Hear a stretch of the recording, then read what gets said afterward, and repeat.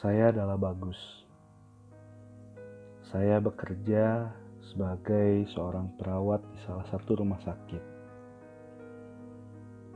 Saya bekerja sebagai perawat sudah 7 tahun di rumah sakit tersebut.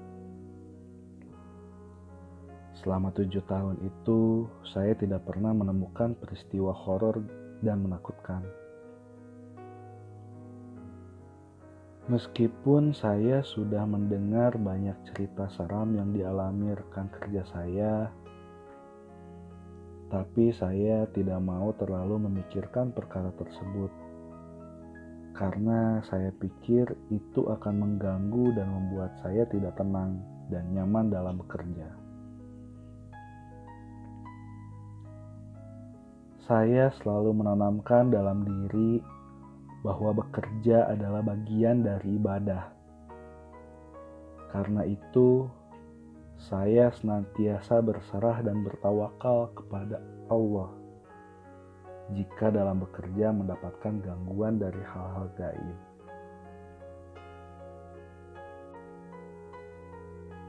Apalagi selama 7 tahun bekerja di sana, saya sudah banyak menyaksikan kematian dan mendengar cerita horor. Sehingga semuanya sudah menjadi hal biasa untuk saya. Tetapi pada suatu malam, ketika diminta bertugas pada shift malam untuk menggantikan teman saya yang pada waktu itu sedang sakit, kita pun bertukar jadwal shift. Saya malah menghadapi kejadian yang membuat saya ketakutan. Kejadian itu dimulai saat saya sedang beristirahat. Selama beristirahat itu, saya memutuskan untuk tidur di ruangan yang kebetulan searah dengan jalan menuju kamar mayat. Takut? Tidak. Saya sudah terbiasa dan belum pernah mengalami hal-hal aneh setiap kali tidur di ruangan yang memang dikhususkan untuk beristirahat tersebut. Seperti biasa, saya akan menutup pintu dan mematikan lampu karena lebih pulas tidur dalam keadaan gelap. Apalagi ini bukan kali pertama tidur di dalam ruangan tersebut. Waktu itu jam sudah menunjukkan pukul 1 pagi. Saya harus memanfaatkan waktu istirahat itu karena jam kerja masih panjang. Ketika mau menutup mata, saya mendengar bunyi bip sebelum pintu ruangan terbuka dan kemudian tertutup sendiri. Setelah itu terdengar bunyi tandu ambulans didorong. Saya pun teringat, ruangan ini terletak searah dengan jalan untuk membawa jenazah keluar dan masuk kamar mayat.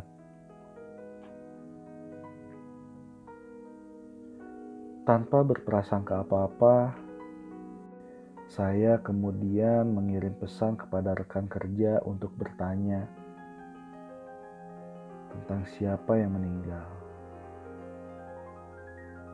Namun saya tidak mendapat balasan sampai akhirnya saya pun terlelap. Baru beberapa menit terlelap, saya tiba-tiba merasakan ranjang yang saya tiduri digoyang-goyang dengan kuat sampai saya pun tersentak dan terjaga dari tidur. Saya langsung terbangun dan melihat keadaan sekeliling.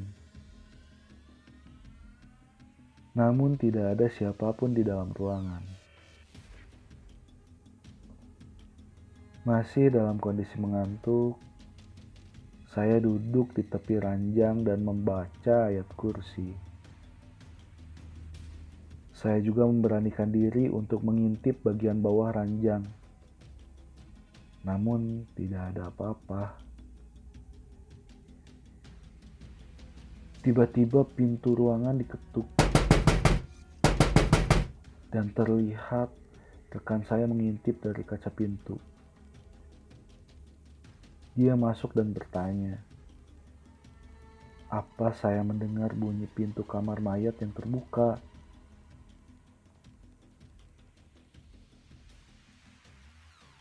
Masalahnya, jika ada kasus jenazah masuk atau keluar dari kamar mayat yang tidak jauh dari ruangan tempat saya tidur, saya dan rekan kerja saya itu pasti dihubungi oleh supervisor.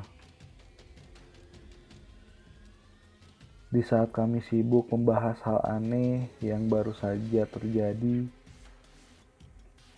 tiba-tiba pintu kamar mandi di dalam ruangan istirahat terbuka sendiri. Kami pun merasa takut.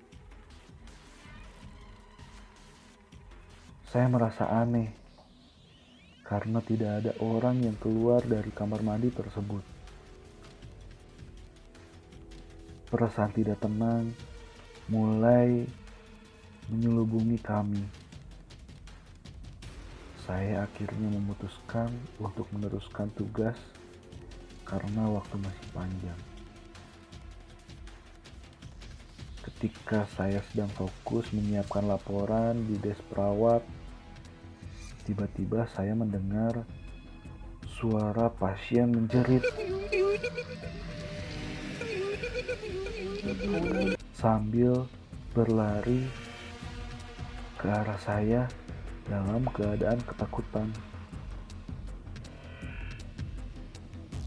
Pasien itu memberitahu saya ada seorang wanita tua di dalam kamarnya.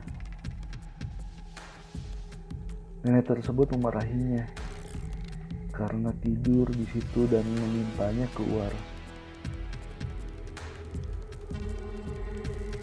Ketika itu, jam sudah menunjukkan pukul 2 pagi. Dan pasien itu kelihatan pucat dan gemetaran saat menceritakan kejadian yang dialaminya. Yang lebih menyeramkan lagi, pasien tersebut bilang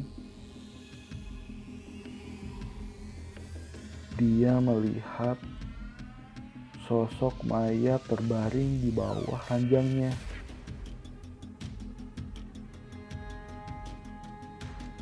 Tanpa berpikir panjang, saya berlari ke arah kamar pasien tersebut untuk membuktikan ceritanya itu. Begitu melangkah masuk ke dalam kamar pasien tersebut, tiba-tiba bulu kuduku pun berdiri dan merasa sangat merinding ketakutan. Suasana kamar tersebut memang agak suram. Namun, pandangan saya tertumpu ke arah atas lemari. Saya seperti terpaku untuk melihat ke arah atas lemari karena ada sosok makhluk seram sedang bertengger di atasnya. Wajahnya bukan hanya saja menakutkan, tapi ia mengingatkan saya kepada seorang. Makhluk mengerikan itu menjerit. Dia meminta saya untuk keluar dari kamar tersebut. Seperti tersihir, saya keluar pelan-pelan sebelum pintu kamar itu tertutup dengan sendiri. Melihat kejadian yang cukup mengguncang tersebut, saya langsung lari terbirit-birit ke nurse station tempat saya bertugas. Agak lama juga saya termenung dengan kejadian tersebut. Saya merasa syok karena makhluk itu adalah bekas pasien yang pernah menghuni kamar angker itu.